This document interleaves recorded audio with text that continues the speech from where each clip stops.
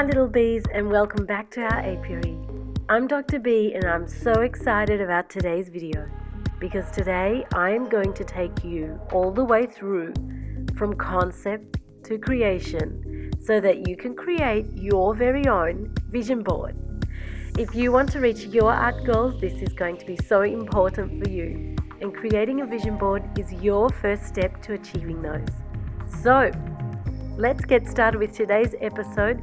This episode is the first in my Essential Art Advice series, so be sure to subscribe so you don't miss any future episodes.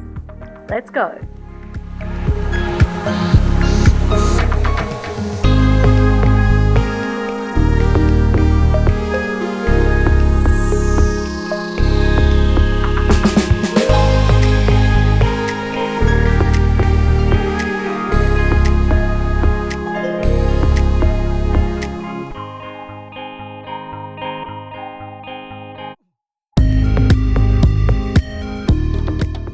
If you're like me, you already know that you're a very visual person. But speaking from personal experience, the mind of a creative can sometimes feel like a bunch of post-it notes. There are just so many notes and ideas in your head, and you feel so overwhelmed that it's just easier to walk away from the art instead of facing the challenge.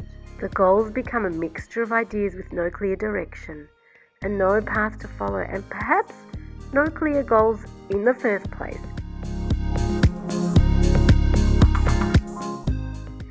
Enter the vision board. Here is a tool that anyone can create for themselves to allow them to clarify what their art goals are and focus on how to achieve those goals. So if you want your art goals to manifest in your life, I believe a vision board is the best place to start, because before you even begin to develop your art skills, you need to have a very clear idea of what it is you're trying to achieve. And it all begins with grabbing yourself a notebook and just writing those down.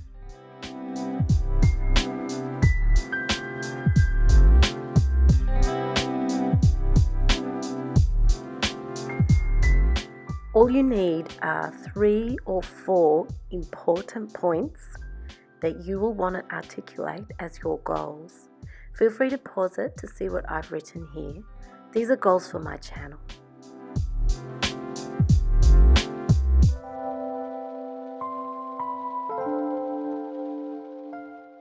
After that, you want to start visualizing how you're going to represent these goals.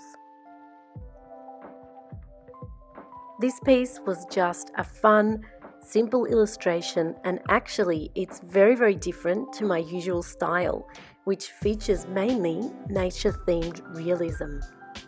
And if you're interested in my other artwork so you can see what I mean by that, I will link my channel trailer for you in the description so you can watch that after you watch this video.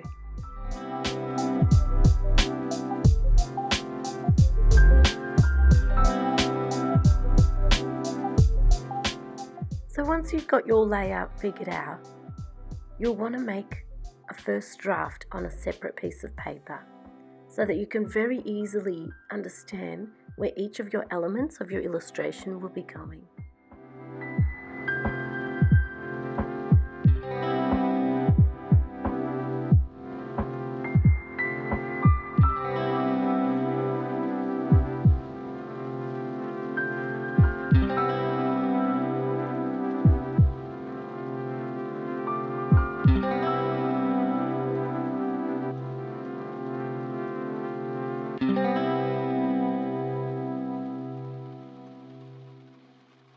Here I'm using watercolor paper. It's 300 GSM or 140 pound paper.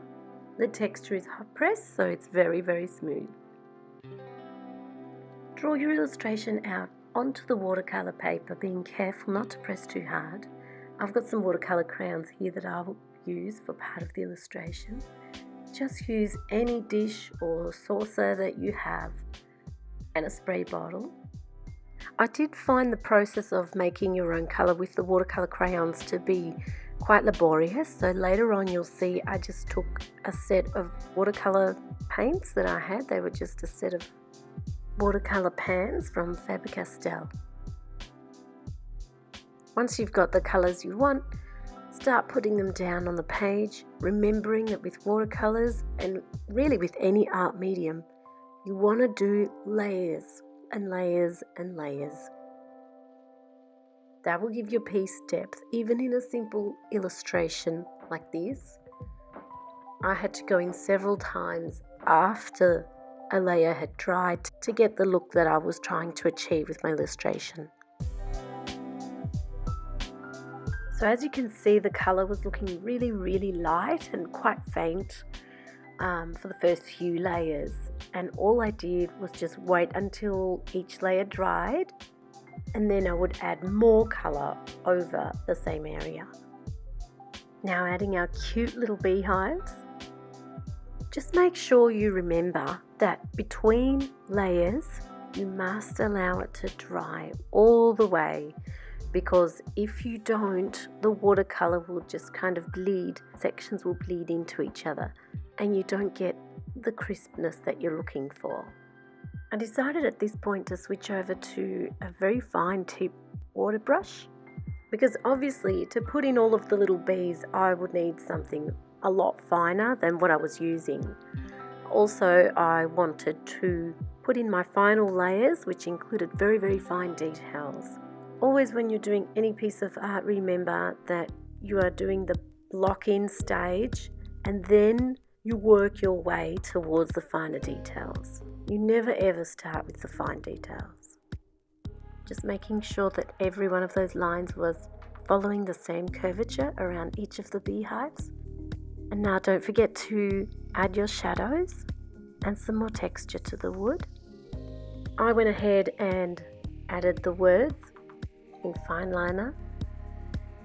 And this was the point where I really felt this piece was coming together. But I did take some time to really look at it. I took a break from it, and when I came back I thought, what else does this piece need except for gold ink? Of course I have gold ink in my house, of course. So I went ahead and added some.